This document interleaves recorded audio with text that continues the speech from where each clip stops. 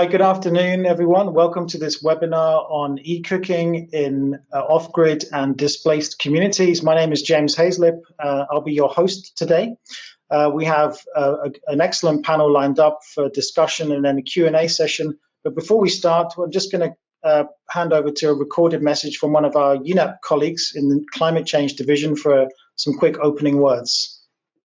First of all, let me start by wishing you a happy World Refugees Day. With about 110 million people displaced globally, access to sustainable energy remains a major topic to be addressed if we wish to achieve the Sustainable Energy Access for All target as set in our SDG 7. Globally, the burning of biomass fuels for cooking contributes to approximately 2% of global CO2 emissions. And in Asia and in Africa, residential solid fuels contribute to 60 to 80% of black carbon emissions. At the same time, globally, 2.4 billion people still lack access to clean cooking, and 775 million lack access to electricity, mostly in sub-Saharan Africa. Many countries, including in Africa, are far from achieving SDG 7 energy access targets. And this is especially true amongst off-grid and displaced populations, which in Africa have the most energy needs for cooking. Yet, innovations and price drops in solar PV and e-cooking applications make solar e-cooking an increasingly viable solution to achieve clean cooking in off-grid areas. UNEP, the World Food Programme, and other fellow UN agencies such as IOM are joining forces to address the issue of humanitarian energy through the Interagency Global Platform for Action on Sustainable Energy in Displacement Settings, where we promote a market-based approach to achieving low-carbon energy access. Through the Global Platform for Action, we support member states to deliver on the SDG commitment to leave no one behind. This includes countries hosting long-term displaced populations, many of whom aim to integrate displaced populations into national climate and energy policy and planning, including the revised NDCs, such as Uganda did. UNEP is also working with the World Food Programme on sustainable energy for cooking.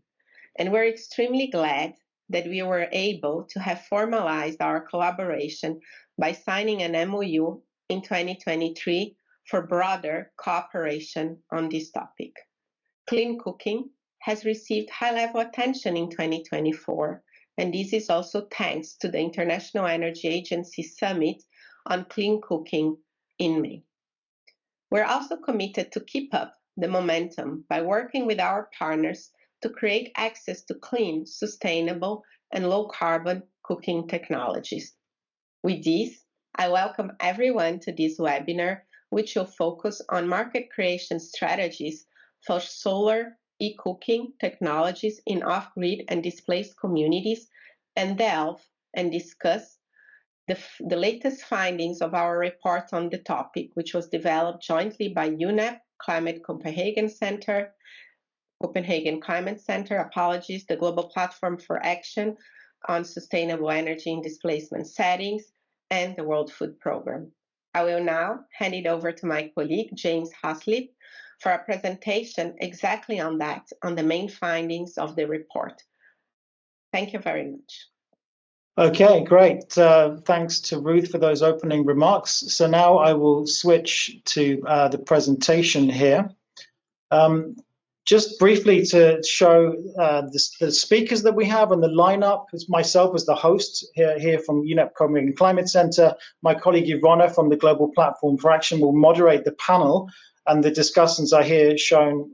She will introduce them later on. So just to mention that we have this panel for about half an hour, and then we'll have a Q&A which is open to everyone. You are, unlike some webinars, you can't raise your hand or put your camera on or your microphone. So if you have a question, please submit it in writing, and then we will receive it and select from the questions we receive. So please encourage you to do that. Some opening words here just to introduce the UNEP Copenhagen Climate Center. We are a science-based advisory center focused on energy, climate, and sustainable development. We've been going for about 35 years. We have about 60 staff from almost 30 countries based out of offices here in Copenhagen. We're part of UNEP's new climate change division, and of course central to the work on energy and climate within UNEP. We have a steering committee, which is essentially chaired by UNEP and the Danish Ministry of Foreign Affairs, who support us with about 30% of our project-based funding.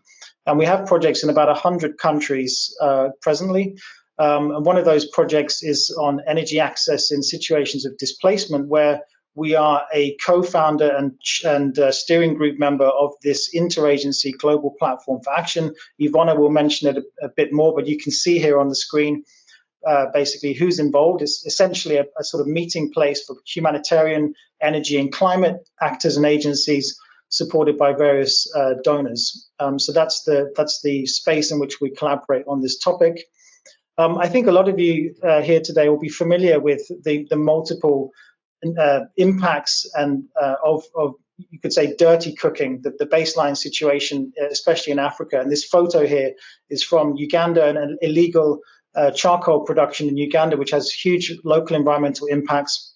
And of course, biomass is a huge source of household air pollution and impacts for human health. But in our report, we focus on the climate angle to clean cooking, which is, I think, oddly under emphasized. And so we look at the numbers there. The net emissions are almost 2% of global CO2 from clean cooking globally. So that's almost as much as is from the aviation industry, but which has a much higher abatement cost. So it's a lower cost solution to mitigating a large part of global emissions. And in Africa and Asia, at the household level, the emissions from cooking account for almost up to 80% of black carbon, which is also has a big radiative forcing effect. So that's the climate angle to this. Now, so if we focus on e-cooking as a specific subset of clean cooking technologies, renewably powered e-cooking is, of course, the most climate friendly and positive way to cook. And this is increasingly viable due to changes in the technology and the economics of that technology, helped by electrification rates increasing in the global south, but also in off-grid spaces with PV technologies, the cost and viability and reliability of that technology coming down hugely in recent years. Depending on the local circumstances, the baseline situation, the payback periods of e-cooking, even in off-grid, could be as low as two years. And that is also enabled on the demand side by rapid growth in low-cost, energy-efficient appliances. EPC, electric pressure cookers and induction stoves are viable in off-grid PV-supported systems. And then finally, and something that has been of attention in the improved cook stove space, the verifiability and of e-cooking can translate into high quality carbon credits, because you can basically track and measure and verify the emissions reduction. So monetizing the carbon savings from e-cooking is a huge benefit and something that enables crowding in of investment. So when we monetize this carbon savings, which could be as much as 4 tons of CO2 per stove per year, the numbers that we gathered in our report are quite conservative, and perhaps we underestimated them. We put a range of $10 to $25 per ton of high quality carbon credits. Last week, actually, we heard from Elisa Derby at the Clean Cooking Alliance. She mentioned that there was a willingness to pay in the carbon markets of up to $40 per ton for high quality clean cooking projects. So yes, if anything, we've underestimated that potential. And of course, over multiple years, this can translate into more than 100% of the capital cost of e-cooking systems, which is the main capital barrier to uptake on the demand side. So again, carbon financing is crucial to growing the market for this technology. And this is really the main focus of the report. We look at the strategies for market creation, activating both supply and demand side. And I think just on a basic level, it's important to remind ourselves that markets are never free. They are always created and steered with a key role for the state traditionally, in subsidizing and creating demand through public purchasing. And it's pivotal in any kind of major technology transition and innovation. Historically, computing, even PV technology itself was really driven by these non-market actors before they could become economically viable at scale through economies of scale, creating demand. And so, these are the kind of ideas and arguments that are expounded by, for example, Professor Mariana Mazzucato in her work on the entrepreneurial state and the mission economy. Some of you may be familiar with those works. This is the kind of inspiration for some of our thinking, although we don't enter into those academic debates. And the context, of course, in Africa is very different. It's not like the way computing was developed in the North, but the principles, if not the mechanisms, are the same. And essentially the use of time-bound subsidies to de-risk and basically de-risk commercial investment and create demand and grow the market over time. That is what we can do with solar e-cooking. That is what is necessary. And the positive benefits of doing so justify that public expenditure. And then framing this as we do as a climate issue, we can also see some important adaptation side benefits. So reducing reliance on biomass is obviously a way of building resilience for off-grid communities that rely on that resource. What can be done to realize these benefits? Well, emphasizing the climate angle, both mitigation and adaptation, can be referenced in the NDCs. Right now, we're starting a process supporting countries to update their NDCs, their nationally determined contributions to the Paris Agreement. E-cooking is already explicitly referenced in a handful of countries that we're looking to expand that.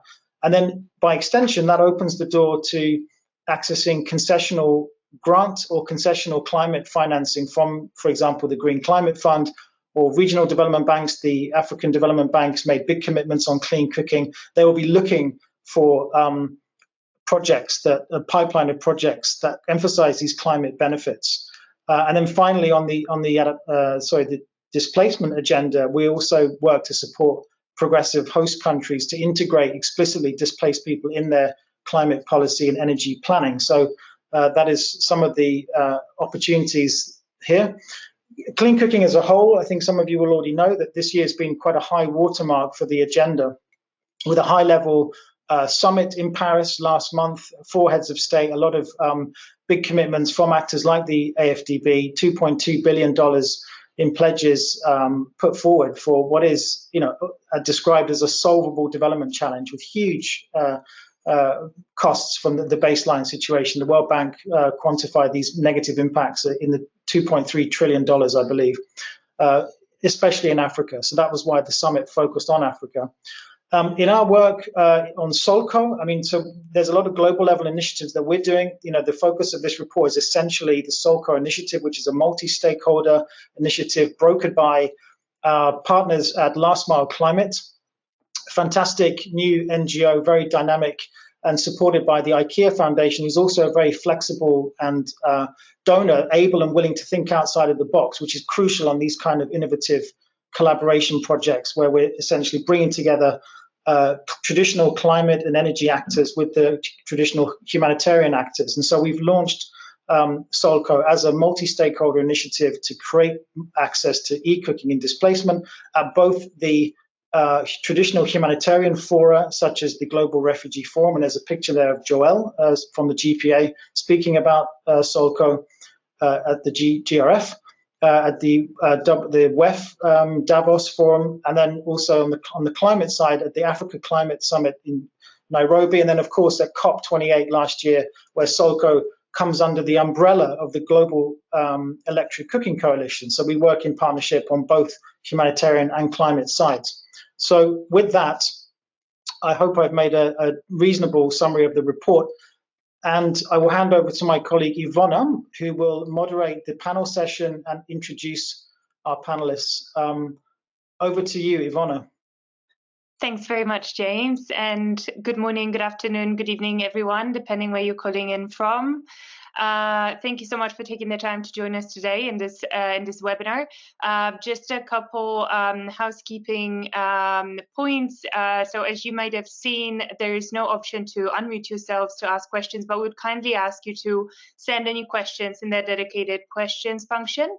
We are going to proceed with a panel discussion first, and that will be followed by a question and answer session. So we'll be taking those questions that you submit and asking to our panel in about half an hour. We'll dedicate the last sort of 15 minutes to that Q&A.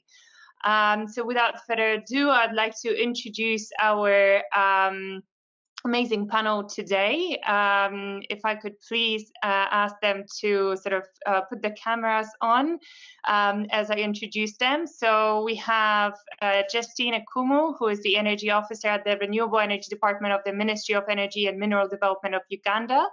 Among other responsibilities, she leads work on policy, program, and sector development for renewable energy technologies, including clean and modern cooking solutions. That includes electric cooking, ethanol, biogas, and solar cooking. And she's also led the development of a national integrated clean cooking strategy for Uganda to enable universal clean cooking access through those solutions. Thank you for joining us today, Justine. Next, we have Ko Aru, who is a passionate clean energy advocate and a refugee living in Uganda. He works as a policy and advocacy officer at Last Mile Climate, who are the lead organization for SOLCO. His commitment to clean energy is very deeply rooted in his personal experiences as a child born and raised in South Sudan, and experiencing the negative impacts of unclean cooking on his community, including his mom, who suffers from a throat infection as a result of cooking with polluting fuels. And he has fully dedicated himself to promoting clean cooking solutions in Uganda and beyond. We also have with us Dr. Geoffrey Ndegwa, who is the Energy for Food Security Advisor at the Southern Africa region of the World Food Programme. He has a background in renewable energy and natural resource management.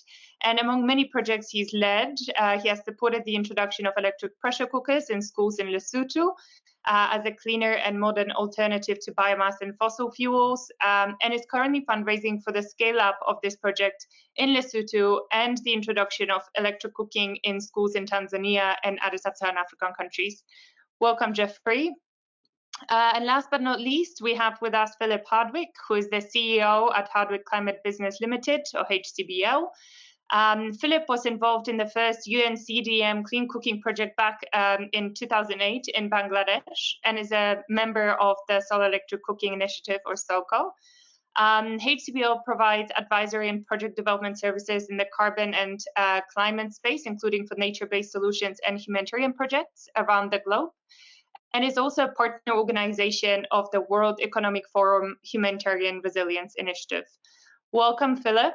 Welcome all. I see we may still be waiting for Justine, who will hopefully join us shortly. We know that she was in a meeting finishing just before this one. But while we wait, we're just going to kick off. So I've got a few questions for the panel, but I would also like you to really lead our discussion. I will, however, start with a question that really speaks to the kind of importance of renewable-based cooking, and that obviously includes solar electric cooking we're talking about here today. And how does it address the clean cooking challenge and the wider energy access challenge? And maybe I'll start with you, Cole. Thank you very much. Hi all. Thanks for having me today. It's a very important discussion. I'm not going to have a lot of things to say. I'll go straight to the importance. I'm not going to tell you about the obvious things, the health, the climate change, all the tragic experiences that people at the last mile go through. But I'm going to talk about the humanity bit of it. It is appalling and it is inhumane that over 800,000 years, the community that is continuously growing for that matter, is still using the Stone Age ways of cooking. And as our world is continuing to advance in technology, you know, the communities in the last mile, particularly the refugees, continue to experience that. Can we all imagine? Our world is growing. There is a lot of humanitarian work happening, but we have failed to recognize that besides all the risks that are associated with it, we have failed to recognize that it is part of humanity to be able to move these communities away from the old ways of cooking. So what do I mean? My mother, the refugee in the settlement, is suffering from the throat infection that was earlier mentioned. And this is from so many years of unclean cooking.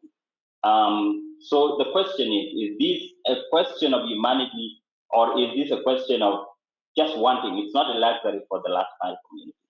So answering the question of why we need a clean cooking at this particular moment, it's not even the question that we should be asking, because it is a question that is connected to humanity, that this community is ready to move out 800,000 years later. This community is willing to move out. And then the most disturbing bit of it is that we talk about affordability, but we talk about affordability without involvement of these people at the last mile communities to hear what affordability means to them, because these are the hindrances that we always say are the reasons why these communities are not accessing. So I want to challenge all of us to think about this issue as an issue of humanity, the issue of access to clean cooking at the last mile communities. Thank you. Great, thank you for that, Ko. These are, I guess, angles and points that, or aspects that, maybe we don't reflect on too much, but it's so true. This is something that has been happening for millennia, and it's affecting people still today. And I did want to pick on that, issue of affordability that you mentioned. So we obviously know that affordability is one of the biggest barriers. It's also the availability, the awareness, the challenges associated with accessing capital for small and medium-sized businesses that perhaps are already operating on the ground or want to enter this space. But it's extremely hard to access the right type of capital to bring these solutions to scale. Now, my question to the panel, if there are volunteers, otherwise I'll pick one of you, is, what would be the most promising ways of addressing these challenges? What have you seen in your experience that is really helping us break through them and bring clean cooking, genuinely clean cooking, to the last mile? Any takers, please just go ahead.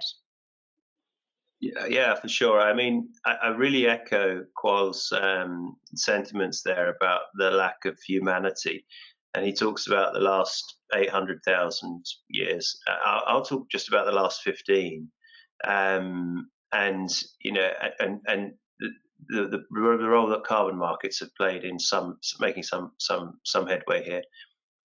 The very first clean cooking projects that were eligible under the CDM essentially used the same wood burning stove that is used today, and we're talking about a 15-year time difference. It's improved a little bit, but it's essentially a pot that does not let smoke come out of the sides and is more efficient and potentially puts smoke up through a chimney and away from the breathing area. The first projects that we did, we collected all the MRV on paper, on clipboards, and it was cumbersome and it was difficult.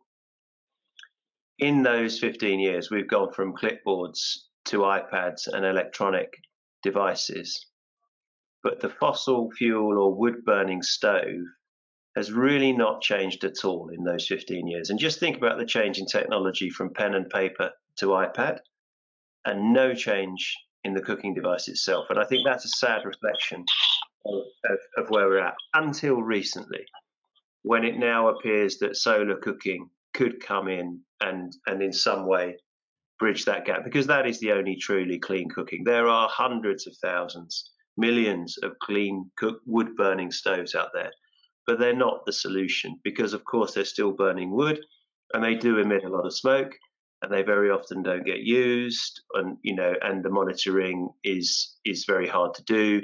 And we know that some of the carbon finance is particularly hard to see if it's been accurate, because you deliver a stove and you leave, doesn't mean that somebody's going to actually use it. So for me, I think giving people the right to have energy the same way that we do in the global north, which is clean cooking through electricity, which is solar power cooking, but also clean water through electricity as well, because the argument is that a lot of drinking water is either not made safe or made safe through boiling. Well, we don't actually need to do either of those. We can have solar powered borehole pumps as well. We can take clean drinking water out of the ground. We have the technology to do it, solar powered, and put it into people's homes the same way that we do in the global north. So there's solar cooking and solar water, and using carbon markets and other mechanisms, blended finance, really, I think this all will come down to blended finance structures, is the way forwards. But it is, to echo Qual's point there. Great, thank you, Philip. Just on that point that you mentioned, of innovation happening in this space. Over the last few years, new opportunities have emerged with digital measurement and reporting and verification that you had to do on paper, which still is common, but it's shifting, and we have methodologies that rely on that open up new opportunities, new business models, ways of delivery, thinking about energy services rather than energy products solely. And so on that point, maybe I turn to Geoffrey. In your experience, those new opportunities, how easy, how challenging is it to tap into them? Thinking about carbon finance, thinking about these new technologies, bringing them into settings where this is something new, this is our ambition, this is the aspiration. But what have you seen as the sort of biggest opportunity, and at the same time the biggest challenge when implementing such projects and thinking about those innovations in both products and also business models? Thank you, Iwona, for having me. It's a pleasure. First of all, I'd like to say that WFP, where I work, we were one of the leading organizations that support humanitarian efforts, and part of our biggest need is clean cooking solutions for the displaced communities that we are serving. Unfortunately, for a long time, the main solutions revolved around burning biomass fuels, probably inefficient cook stoves. But we have seen in the past years new solutions, especially around electric cooking, that have been introduced successfully in some countries. Especially, I would like to highlight the case of Malawi, where we supported a few refugees with Ikoka, which are solar electric cooking solutions. And whereas these are very innovative, and of course, because they rely on natural resources, which is sand, which is abundant in many of the regions where the refugees are located, the upfront cost of these solutions is quite high. So they are out of reach of many of the people that we are serving. Secondly, these technologies are almost all of them imported, and setting up the supply chains in especially such remote areas is also a very big challenge, because just buying solutions and adding them over to the final beneficiaries or to the users, or even if they're able to buy and they're not able to get the right spare parts in case they need any help with spare parts, they don't get quality training on how to use the equipment, because these are, of course, new solutions that they've not been exposed to before. You've not solved the solutions. You always end up with equipment that are in wrong places, whereby once a small component of them breaks down, then the entire equipment has to be disposed. So you find that this lack of awareness, lack of supply chains in the areas, especially in the rural areas or remote areas where they are needed, are some of the big challenges. Affordability, of course, is a big challenge, and lack of also legal policy framework, because in the countries where we are working, you don't have even standards for this kind of equipment, so you don't know whether the equipment coming into the country are of the quality standard. And we have a challenge of having a reputational risk of new e-cooking equipment when they come into a country and they are of not of good quality standards, and people get disappointed with them. Then they might end up sort of dismissing all the equipment. So looking at these challenges, it means that we sort of need a holistic solution for the entire ecosystem to make sure that we are able to address them. Of course, when it comes to finance, you have innovative financing mechanisms. I think the report covers that very well, including the PEGO model, result-based financing, and also the having credit facilities that can be availed to the final users, that they can be able to access them and be able to use them. When it comes to the supply chain, it is good to think about how do you address the entire supply chain and not only thinking about the equipment. Have people who are dealing with the production of manufacturing, the distribution, the capacity building and awareness creation, so that you are able to address all the different sections of the supply chain. And then the legal and regulatory framework, which is also quite important. There's a lot of rectification efforts going on in many of the countries that are cooking using biomass fuel. How do we look at how to integrate cooking as a need that will be covered by the rectification programs that are expanding, so that then cooking also acts as one of the main electricity demands in these areas also, which helps in the development of the countries also, and the stabilizing of the infrastructure also, which are set up in the rural areas. I think, yeah, those are the key issues I would raise. Thank you. Great, that's a very comprehensive response. Thank you very much, Geoffrey. I really like how you talk about it, as an ecosystem. I often refer to, what we're trying to achieve as such, because it's about putting all the right pieces in place, and it really takes multiple stakeholders, multiple efforts, and multiple angles to really create the right environment for these solutions to reach people who need them, and for businesses to thrive. Before I have a little bit more technical question on the financial side of things for you, Philip, I first want to turn to Cole for a little bit of insight from you on what refugee-led organizations are doing on the ground to help create that ecosystem, so that these clean and modern cooking solutions are reaching the last mile, including the refugees and refugee settlements, for example, in the case of Uganda.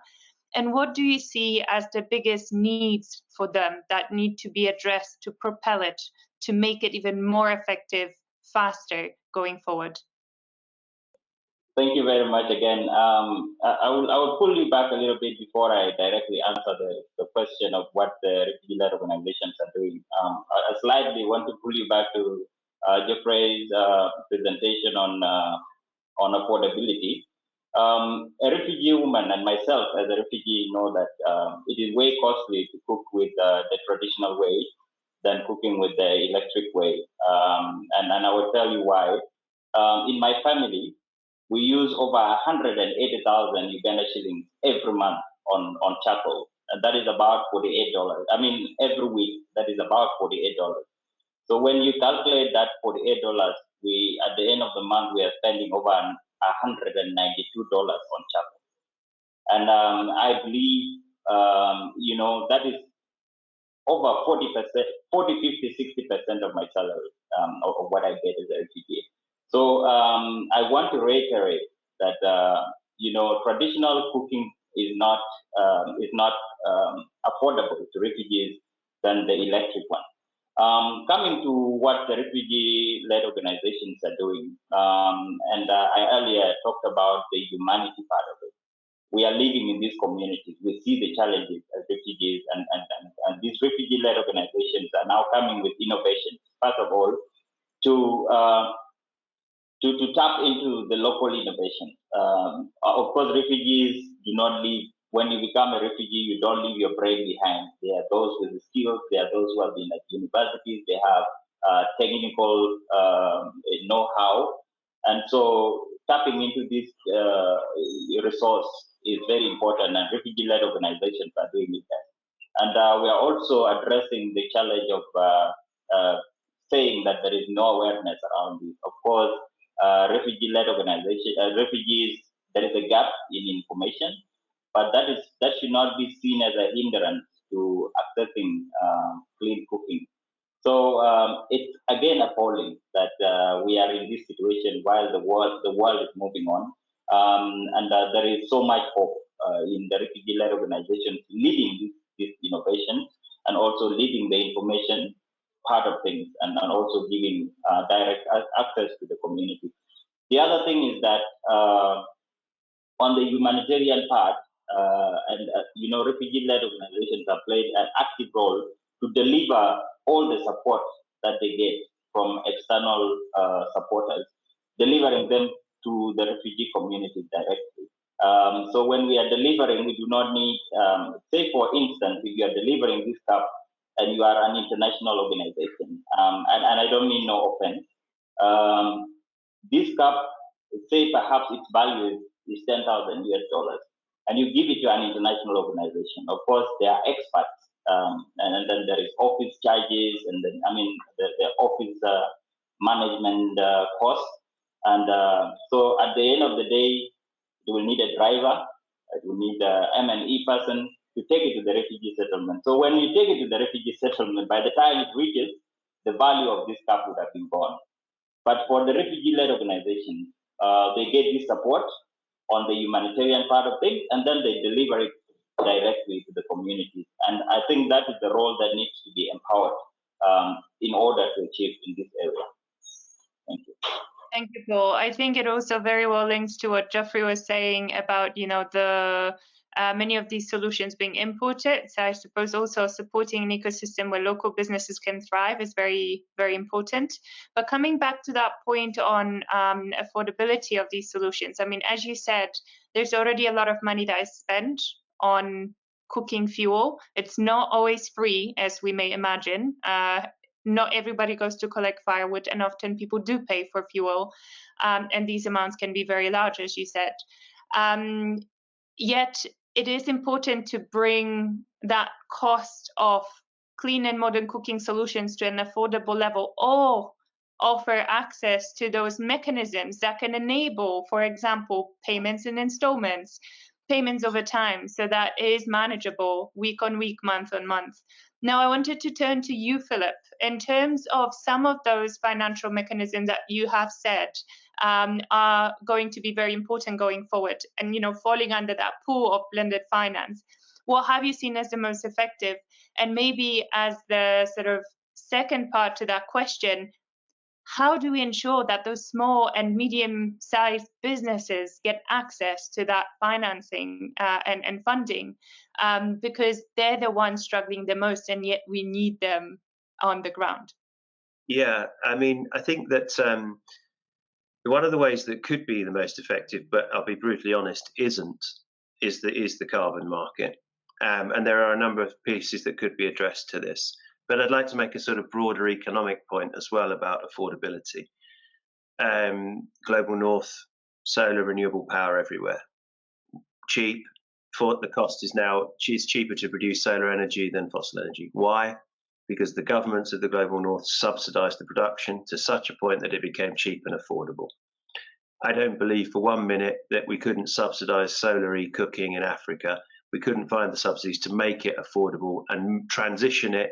It's a much smaller device. The cost of production are much lower. It could very, very easily be done with the right mentality, but it isn't.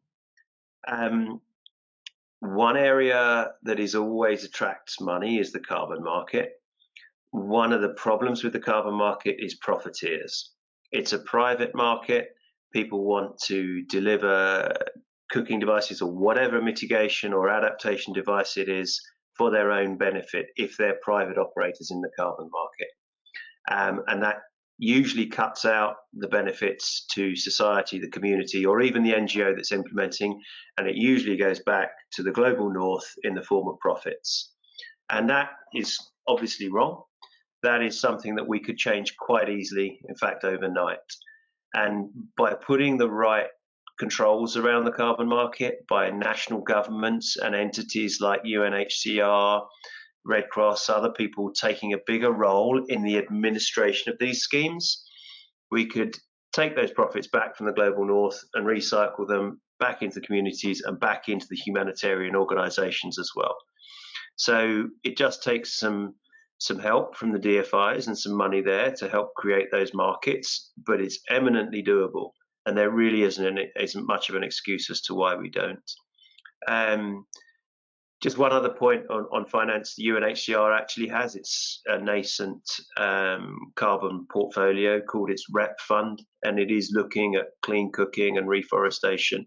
So I think it's hugely important that those truly reliable organizations, the major health organizations, do take an active engagement in that market as much as anything to be the adult in the room, which it doesn't have right now with the amount of cheap profiteering that's going on.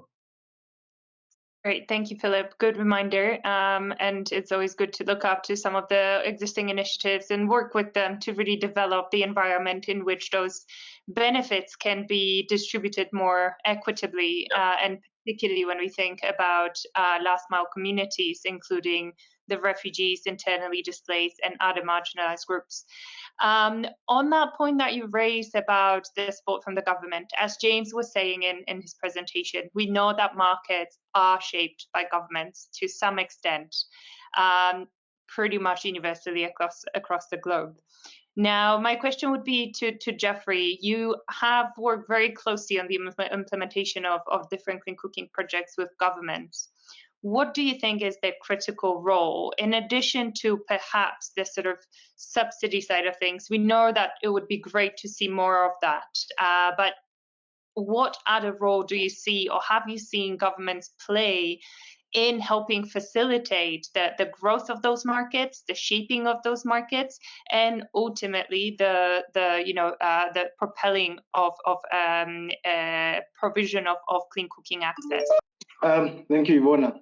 I think the first thing is actually to understand that the role of the government is not to do business, but to create a favorable environment where now the private sector can come in and drive to grow, and even not trying to demonize the subsidies, but subsidies are also part of the role of the government, trying to sort of create incentives within the sector, especially on sectors that seem that many of the private sector would not find it attractive to be able to go to.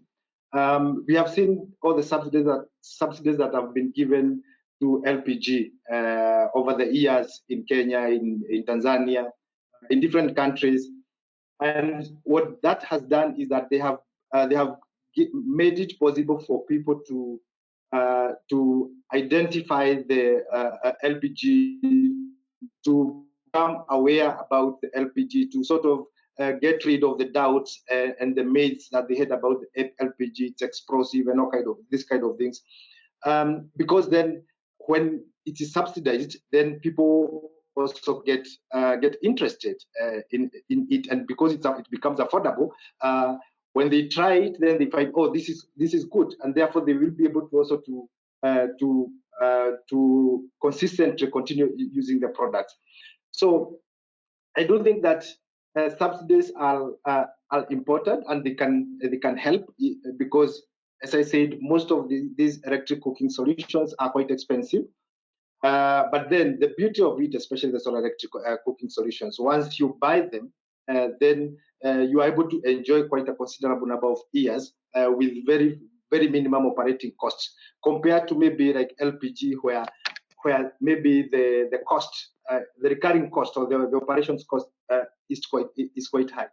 So if the government is able to identify the gaps within different countries, because the context is different. The context in Tanzania is different from the context in Uganda, the context in Kenya, to identify the key gaps and then try to address that. I do understand maybe one of the biggest challenges, if not for solar electric cooking, but electric cooking in general, is a lack of strong infrastructure, electrification infrastructure, especially in the rural areas. When the government is making the electrification master plan, are they able to factor in the e-cooking also in the vision, such that then this is promoted or developed as a package? Because our end game is to have everybody probably able to cook with the cleanest cooking fuel, which is electricity. What other gaps are there in the country? Is it that we don't have enough supply chains developed in the country? What could be the barriers? Is it taxation? Because you find that there's most of the electric cooking solutions are taxed heavily. They are considered to be like any other electrical equipment. But if they are given favorable tax measures that enables even the people who are engaging them to transfer these benefits to the final end users, making them also quite affordable, this would help. I talked about the issue of standards. Is the government able to sort of work with the private sector, work with the testing authorities to ensure that they also set up standards to ensure that all the products that come into the market are of the right standard, so that then the people also develop, become confident in the quality of the products that are coming to their hands. Bit by bit, this sort of interventions would be able to increase the confidence of the end user, and also promote the development of this sector. Thank you. Great. Thank you, Geoffrey. Yeah, you've really hit a lot of very important notes. So thanks for that overview. Fully agree. I know that we have some questions from the audience, so I will hand over to James to bring them to the panel. And yeah, maybe given that we are at 11 minutes to the hour, if you could try to keep the responses relatively brief, so we can go through at least a number of those questions from the audience. Over to you, James. Thanks, Iwona, and thanks to the panel. I'm also in touch with Justine Akuma, who's in Rome for another event. Unfortunately, it seems there's a clash of timing, so she couldn't get out of her thing. She sends her apologies. It's a shame in a way, because of course some of the questions we have also received from the audience are really targeting, you could say, the government. And picking up on the last point in discussion about LPG, one of the questions that come in, which somewhat inevitably, is what is your view on LPG? Is this good only until full transition to e-cooking, or is it an end in itself? I would prefer to target this question to Justine or somebody working in government, but in the absence of that, I don't know who would be willing to take a stab at answering that question. I can give you my personal opinion. I think it's a good interim step. It's a cleaner fuel. I think we need to be very cautious of who controls the supply of LPG. I think if you look behind some of the most well-known clean cooking LPG schemes that are out there, you will find some of the worst trading companies who control the gas markets and have been, very much controlling commodity supply chains to the detriment of the global south. So I think when you get into gas trading, which effectively is what that is, you need to be very careful of who actually puts the gas in the canister. That's my one warning as an economist. Thanks, Philip. And what about the point on subsidies, like end user subsidies? Because I think Geoffrey made a good point that actually historically LPG has often been subsidized because it is a superior fuel. It's much better than burning biomass from a consumer's point of view. It's cleaner, it's healthier. But from an environmental and climate and longer term sustainability angle, it's not ideal. Yes. So, you know, if the price can be controlled and is subsidized and gives to the end user at an affordable price, it's great. I just play the devil's advocate and say, bear in mind who actually sells you that gas in the first place. And so, you know, if they want to choke the supply or stop supply or control the price because they want to, they can. It's a different market to locally produced sourced wood. Okay, that has huge health ramifications. And solar cooking is free at source once you've paid for the kit. Gas, you're buying it from somebody else. And the people who control gas are very good traders. Very good point. Maybe just my 2 cents, James, if I may. You know, given the sort of discussion that I believe is, you know, all very much ongoing about the level of subsidies that go into the oil and gas sector, you know, could we rethink that to channel a portion of that to renewables that are also inclusive of, you know, services beyond what we consider, you know, standard for electricity access, and that includes clean cooking. So that would be my, you know, my 2 cents. Like, can we rethink how the system works so that there can be more support going to these technologies that can satisfy those needs. But yeah, back to the audience. What else did we hear from them? Yeah, so there's a question here, and this is also something that we hear coming up in clean cooking discussions about, you could say on the household and the very much the demand side, are there any efforts to help adjust the recipes and ways of cooking to facilitate e-cooking uptake? And I think unpacking that, it's the idea that there are certain things you can cook and other things you can't. And I'm thinking this is probably a question more for Geoffrey at the World Food Programme. You have the experience and knowledge on that demand side. What would you say in response to that? I would say that with time, this was a myth that was there before, that e-cooking can only be used for some activities, for cooking some meals and not others. And for some time, it was believable, but I think from our experience as WFP, we implemented a project in Lesotho, which we introduced electric pressure cookers. And part of what one activity we wanted to investigate was the menu that the schools are already serving the children. Are we able to cook all of them using the electric pressure cooker? And if not, what percentage are we able to cook? Surprisingly, 100% of the menu that was served in the schools, and it was not one school, it's several schools, was able to be cooked with the pressure cooker. Starting from rice, beans, meat, papa, which is famously called ugari in East Africa, and therefore it is held as a myth to some point that there are some meals that you cannot cook with certain technologies, and some believes that when you cook ugari with firewood, then it tastes different because there is a bit of smoke that comes into the ugari. But when you even cook the ugari in the pressure cooker and you tell the people who are making the same allegations to taste it, they will not tell you which ugari comes from the pressure cooker and which one is made using the fire. So it's an issue of behavior, social behavior change communication to sort of now deal with this issue, because it is most of the meals can be prepared with the e-cooking technologies that we have. We have the induction cookers, we have the electric pressure cookers, and they can be able to cook almost all the meals that you cook in the household.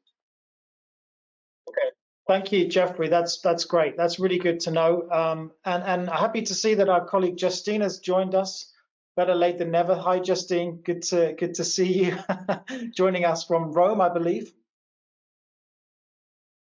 Great. We can't hear you, by the way. Could you maybe just unmute and then we'll test to see if the connection is okay.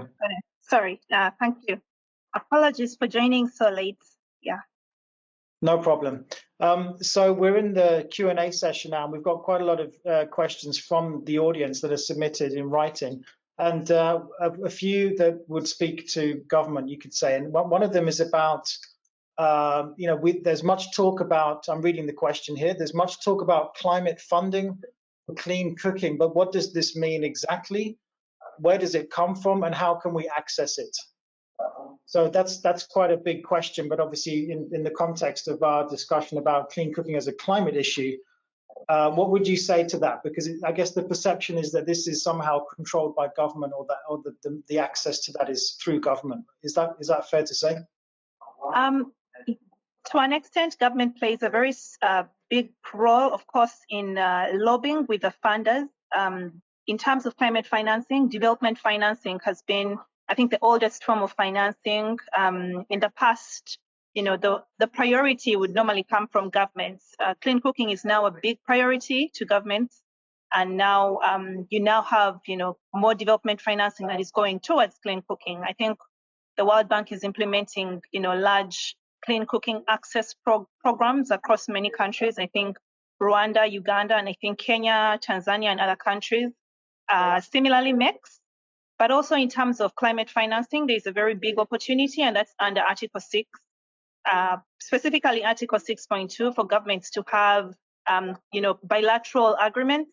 Most governments are finalizing the regulatory frameworks that are needed to facilitate climate carbon financing in a way that benefits the beneficiary, the developer, the financier, and the governments. And I think it's going to be a big, a game changer in the clean cooking space, because our assessments show that, once you add the carbon to the clean cooking equation, it becomes, a profitable business, but you can also utilize those resources to maintain and facilitate the utilization of these appliances. Thank you. Thank you, Justine. And we might just give you the last word again as well, since you joined us at the end. The previous question and discussion was about LPG, and that's often the elephant in the room when we talk about sustainable, long-term sustainable cooking fuels. To the extent that there's a trade-off or a conflict between an e-cooking pathway and an LPG pathway, whether it's a transition fuel or whether they can compete or cohabit, what is your view on that? And what signals can government do to send to the market that there is the e-cooking is a viable market, and that there is a reassurance from the state that there will be support? Yeah. I think what I always ask myself is, who is the common enemy? Is LPG or enemy, or e-cooking LPG's enemy? No, our common enemy is non-renewable biomass in the form of firewood and charcoal. That's what we need to focus on reducing. And we need to appreciate that, we have, again, these two solutions they all have their benefits. You find some, for instance, communities may be suitable, especially urban households may be suitable, may use electricity, while others may be suitable for LPG. So I think what we need is an integrated approach, whereby if you're looking at a target of 2030, what can LPG deliver versus, electricity, and how can we invest to ensure that we achieve the overall reduction in biomass consumption? Yeah, thank you very much. Thanks, Justine. And is it fair to say that e-cooking will remain a priority for Uganda in the revised NDC? Is that something that the government is committed to? Yes, e-cooking is a huge priority for the country. We see, for instance, we're suffering from surpluses in electricity. E-cooking provides a solution. Households have been documented to, about 50% of household expenditure is on cooking. So one way to address that surplus is shifting households to cooking with electricity. But also what we observe is, once you introduce households to off-grid solutions such as solar lighting, solar cooking, once the grid arrives, they are more, utilizing electricity is more palatable for them. So that's one opportunity that we see. So both on-grid and off-grid cooking, it's a key priority of government. And now, as all of you said, we have solutions that are able to cook over 80% or above of our cookings, of our, cuisines, and also the quality of food remains the same. So I think it's a key priority for government. And yes, we really intend to, mobilize financing to increase access and affordability of, for households, but also to ensure that the quality of electricity is sufficient enough to provide a reliable resource for cooking. Thank you. Thanks, Justine. And we're also reassured to see the government's published commitment to include displaced persons in the NDCs. And that was a pledge at the Global Refugee Forum. And that's obviously highly relevant to us working on the SOLCO initiative. So that's really good leadership from Uganda. We are over the hour, but I'm hoping that we can squeeze in one question, and I'll just keep it open for whoever who feels best qualified to take it. A question about mini-grids. What about mini-grids? Are they also a focus under SOLCO? And then this person, presumably coming from Nigeria, it said, in Nigeria, many remote mini-grids suffer from excess power. So e-cooking could help solve that problem, but appliances are generally too expensive for households. What can be done? So I don't. Maybe Iwona, you could have a stab at that question if I can bring you in as a sort of panelist. Thanks, James. And as the last to wrap up, yeah, absolutely, mini grids are part of our focus. We are not picking any specific solutions so long as we are talking about solar powered, be it through mini grids, be it through standalone PV panels and batteries, or fully integrated solar cooking systems that were developed from the start to be, solar powered. We welcome all of them, and in fact, we are very much recognizing the potential that mini grids offer, given that often they do suffer with insufficient consumption to make them economically viable, and cooking remains a huge need among those connected to mini grids, similarly to how it remains a huge need for those utilizing other decentralized distributed solar solutions like solar home systems. And so I think it is really important to, again, to that point that Justine was raising about integrated approaches, really thinking about how we can bring in cooking from the start, whether we're talking about solar electric cooking on the grid, or other clean cooking solutions that have to reach the people. So yeah, very happy to engage on that subject. And in fact, we do have early days, but we are very much engaging with Nigeria as well. So one of many where that potential, I believe, is very high. Thank you very much, Iwona. And I think with that, we will wrap up the webinar for today. And I will just remind people that they can download the report, which this is the hard copy, but of course it's online. All the details there that we are available. And I want to thank our panelists for joining us, including Justine. Thank you for joining us at the last minute. Really good contributions from everyone. This will be recorded, or it has been recorded, and will be uploaded to our portal, so you can sort of go back. And the idea of our webinars at UNEP Copenhagen Center is they're kind of like knowledge products. So you can sort of revisit, stop, pause, take notes. It's not just a meeting, it's actually a kind of a different format for communicating technical discussions. So thank you so much for your contributions. And we will be sharing the link to everyone who registered. Thank you so much. Bye-bye.